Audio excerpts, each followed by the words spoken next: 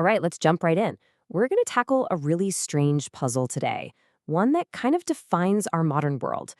On one hand, we have more legal freedom to speak our minds than ever before in history. But on the other, why does it feel like we're all walking on eggshells? Let's unpack that. Yeah, this is the real mystery, isn't it?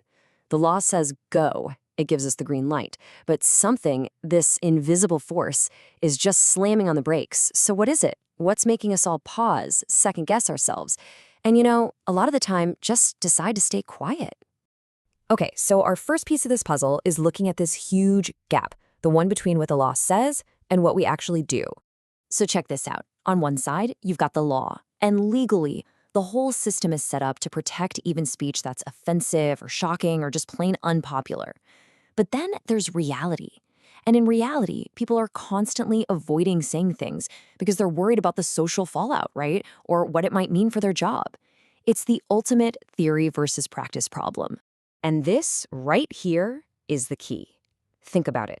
When the rules are fuzzy and you don't know exactly where the line is, you don't test it. You don't walk right up to the edge. No way. You stay way, way back just to be safe.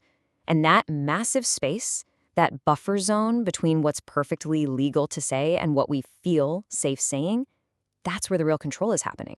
So how does that caution, that staying way back from the line, turn into a full-blown self-censorship machine?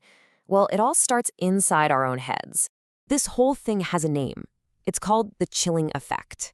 And what's so important to get here is that this isn't about the government coming after you. It's not about getting arrested. It's that little voice in your head doing a risk assessment, worrying about what could happen to your job, your reputation, your friendships.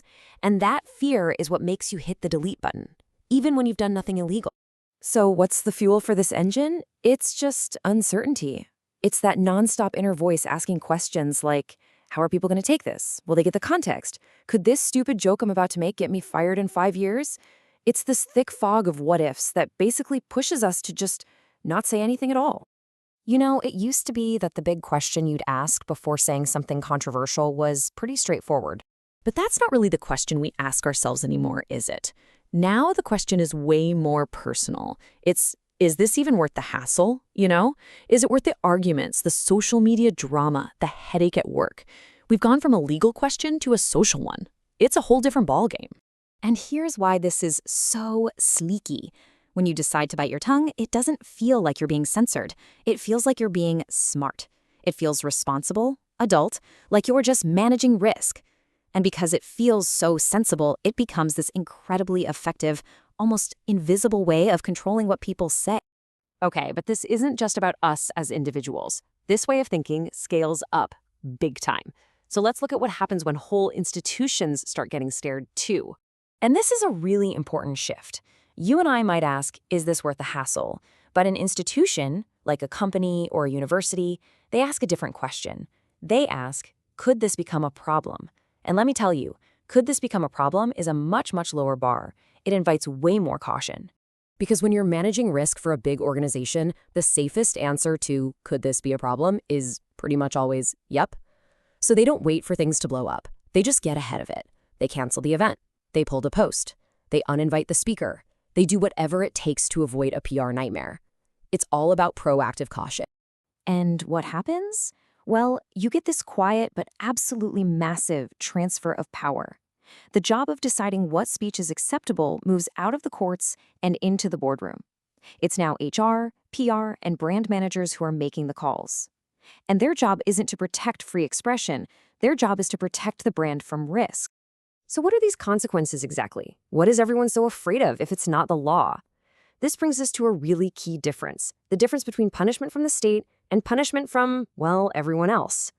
I mean, look at the difference here. It's night and day. State punishment, it has rules. There are laws, courts, judges, appeals. There's a process. But social punishment, there's nothing. It's immediate and informal.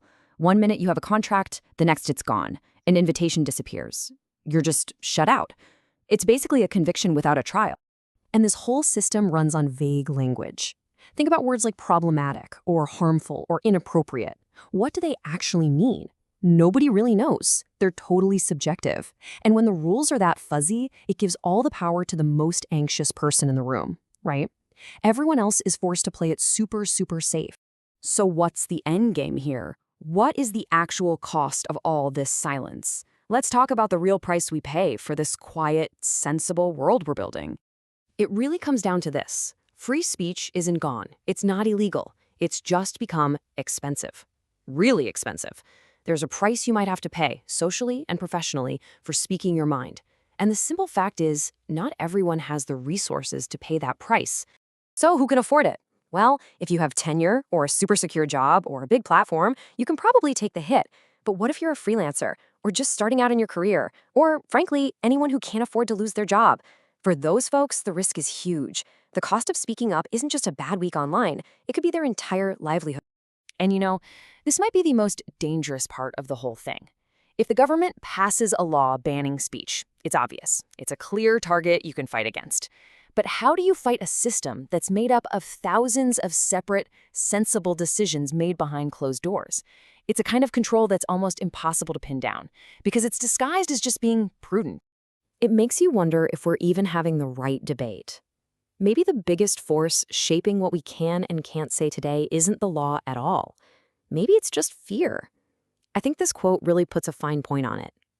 When free speech is regulated mainly by law, we argue about rules. When it's regulated mainly by fear, people just stop talking.